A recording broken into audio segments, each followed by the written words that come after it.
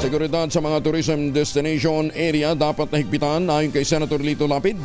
Yan ang ibabalita sa atin ni Raymond Edpa sa RH28. Raymond, good morning.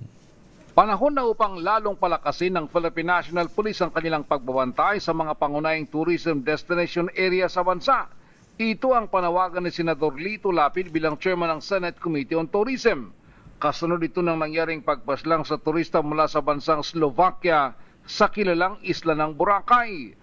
Ayon kay Lapid, dapat ay maaresto lahat ng PNP ang mga sospek at makasuhan sa korte. Nabahala ang senador sa maging epekto nito sa tourism industry ng bansa, lalo na't umangat na ang industry ng turismo.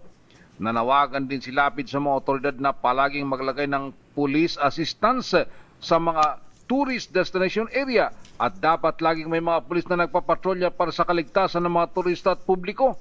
Sa report ng PNP Region 6 ay may person of interest na sila sa pagkamatay ng biktimang Slovakian national.